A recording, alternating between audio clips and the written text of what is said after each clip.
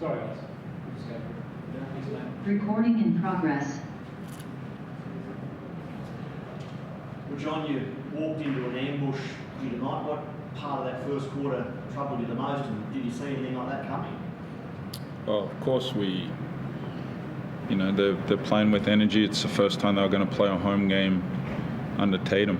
So we knew that they would come out with a nice energy.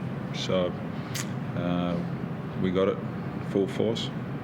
Second and third quarters, though, you won those periods and quite convincingly. So there was, coming into the fourth quarter, do you think we were in this game, we can still get this done even minutes into the fourth quarter? Absolutely. Like even after the first quarter, I felt good about us being able to get back into the game.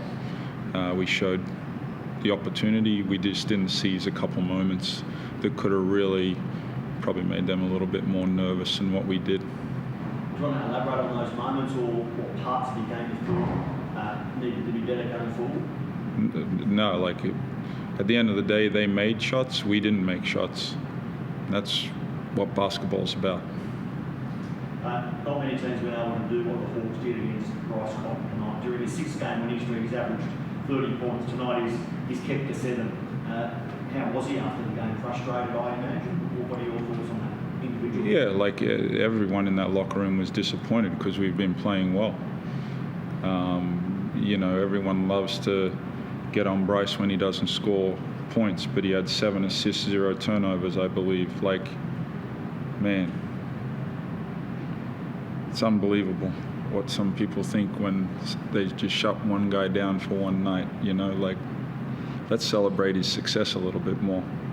Yeah, we certainly did that during the game, before the game, and we'll going forward, but when a bloke goes from averaging 30 over 6 games back to 7, probably a point that needs to be touched on. 6-game winning streak, outstanding. How big a road drop or road bump do you see tonight? Well, it's disappointing in the fact that where we're trying to get to, you got to show that you can go on the road and win games. So that was an opportunity for us.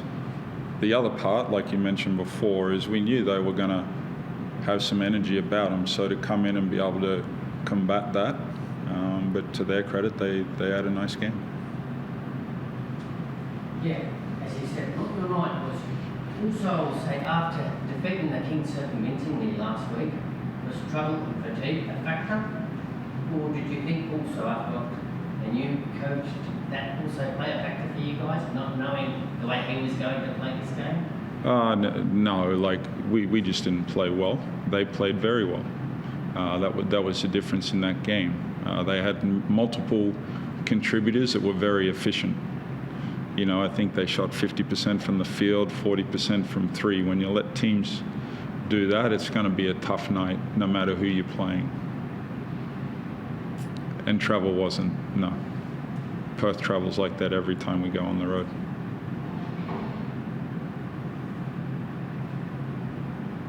Jordan, 17 points for yourself. How did you see it out there, contest?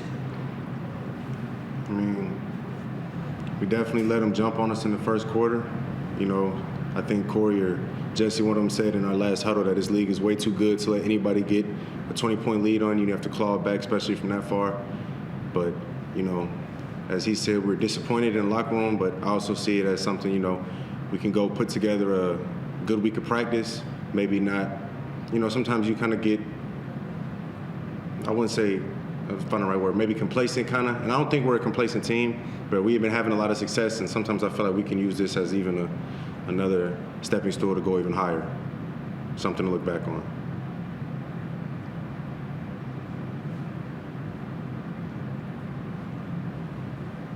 Questions?